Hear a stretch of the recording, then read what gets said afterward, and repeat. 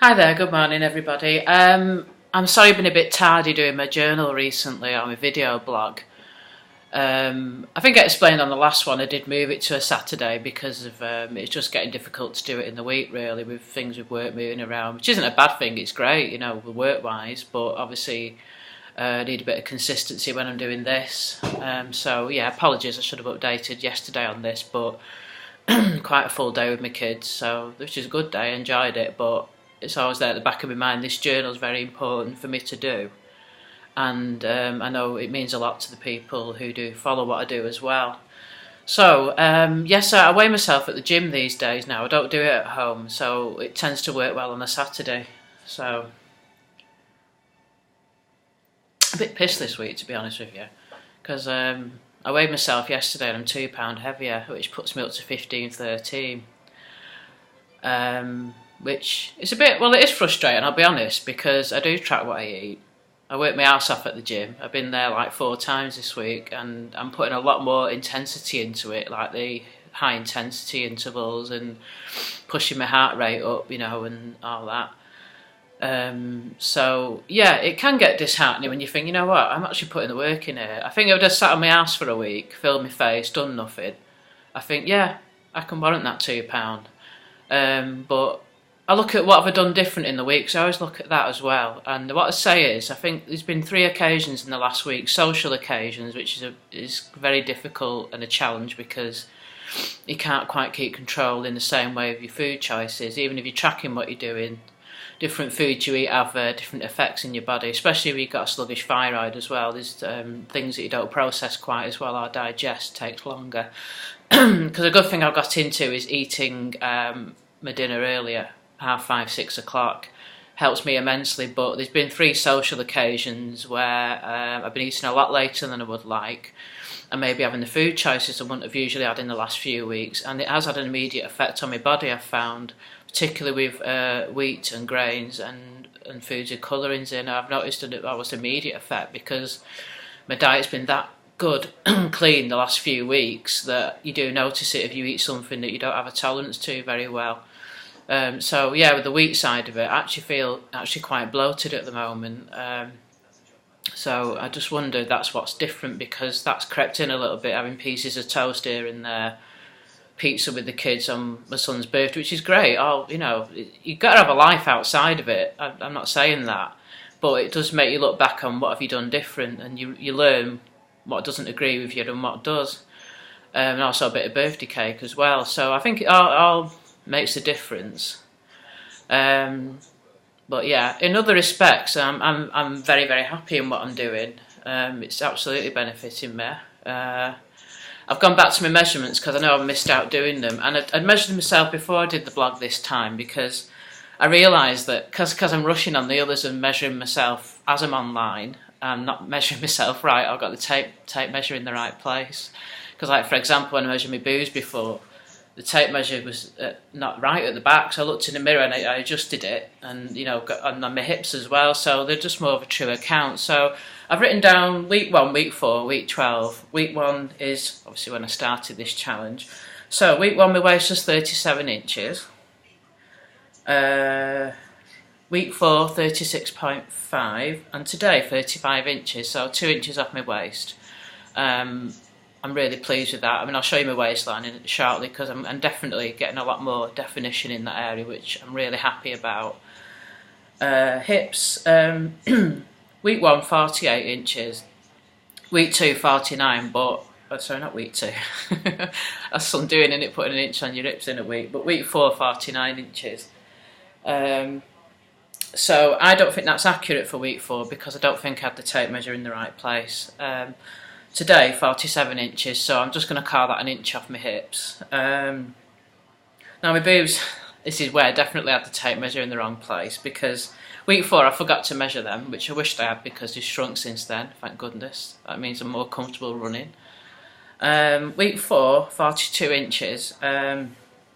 Today, 44, but I don't believe I really have put on like 2 inches in that space of time. I think it's more the fact that when I looked in the mirror, I didn't have the tape measure in the right place. So yeah, so that's the measurement I'm going to go off for the future measurements now, 44. My arms, I've just measured the one arm because I know we're supposed to measure both sides, but I'm questioning whether that's really necessary. So week 1, 15 inches. Week 4, 14 inches.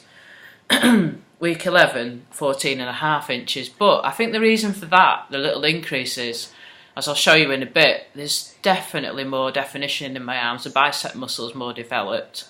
Still got my bingo wings, but I think I'm going to have to ask for advice on getting rid of them. But the top half of my arm's quite toned, and the bicep, I think that's more of an increase in measurement in the fact that that's got more definition in it, and my arms have changed. So I'm not worried about that. You know, I'm happy with that.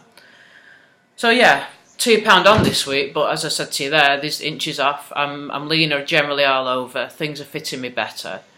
A pair of my jeans has got my favourite jeans. I've got a bit big on me now, which is a shame, but you know, that's a good sign as well.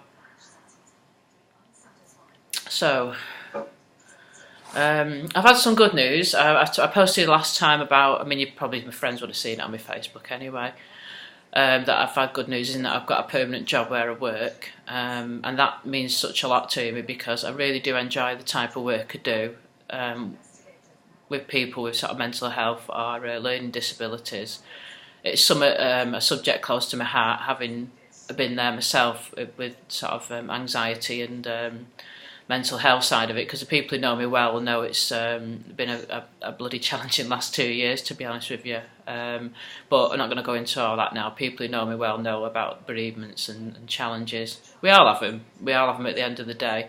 But it's how you deal with them. But I think, well, I just don't think I know. It really helps me a lot with the work that I do now, because I know what it's like to feel like you might feel overlooked or not supported at times in your life. Don't get me wrong, there's people who do support you no matter what, but then you don't realise sometimes until something happens to you, the dynamics of how things change, and people you think would support you don't.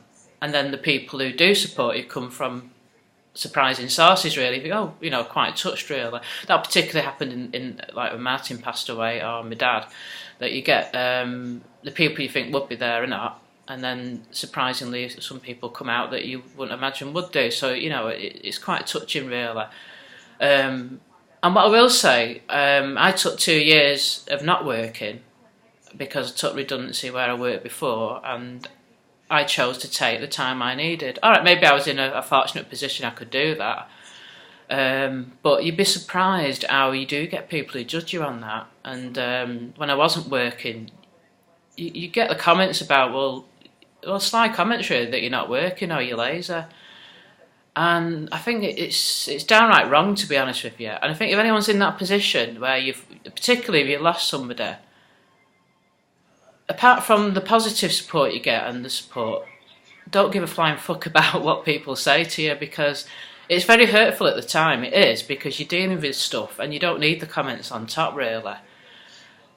So what I will say is, you take the time you need to get right in yourself, whatever that is. Whatever you need to do, whether it's see a counsellor, do exercise, change your diet, even eliminate people out of your life, because sometimes you have to. And I know this is sort of going off a lifestyle journal now, or weight thing, but for me they're all connected.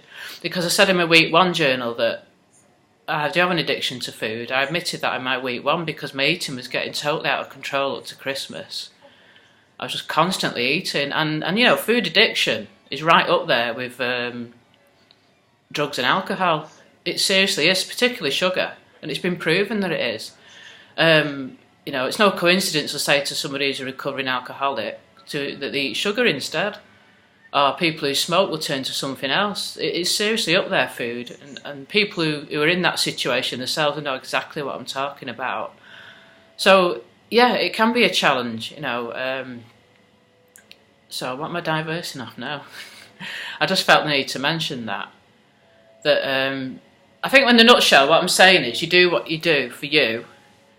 But then again, I'm in a stronger mindset now to be able to say this, because believe me, some of the comments can be quite hurtful. Because just because you can appear okay on the outside, you're going out, you're doing stuff, you're exercising, but that's that way that person processes what they're doing. And what I will say is, unless you've lost a parent, a partner, a child, you seriously don't know what you're talking about. And it sounds rude me saying that, but how can you know how somebody feels unless you've been through that yourself? Well, seriously, you don't. I mean, it's the same for me. There's a time I didn't have a clue either. But that doesn't mean I wasn't sensitive to the need of others and to empathise. And empathy goes a long way. Even if you don't understand, I mean, when you've lost somebody, people won't speak to you sometimes. They'll avoid you because they don't know what to say. I had somebody I know who said to me after Martin, I don't know what to say to you, Hayley. I said, but that's fine.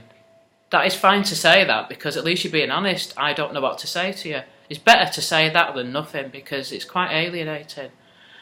But I'm thinking I might do something separate on grief anyway, because it is a process, and there's going to be triggers and what have you.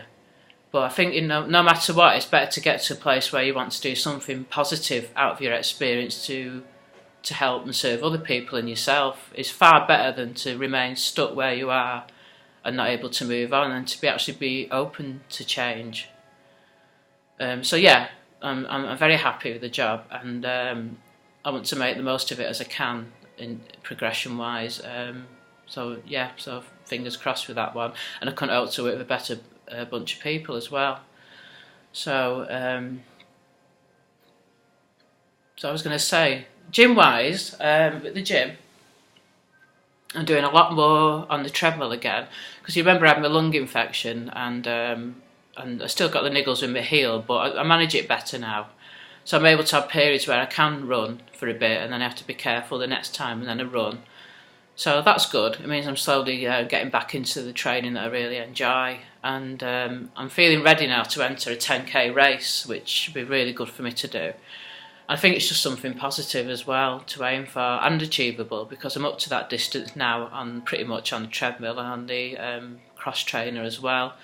So yeah, I'm going to look for a 10k to enter, and I'll keep you posted on that, because I'll be looking for sponsorship.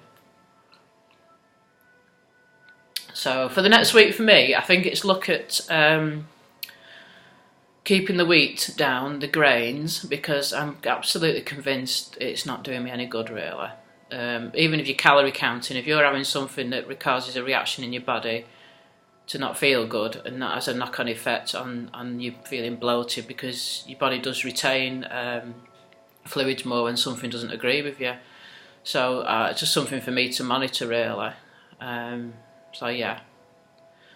So I want to say, just to show again, because I do this on my blogs as well. So as you can see, generally, I'll be doing comparison pictures, but a lot leaner than I was, and most sort of the definition sort of in that waist area, which I'm very happy about. Still got that going on a bit, but it's way better than it was.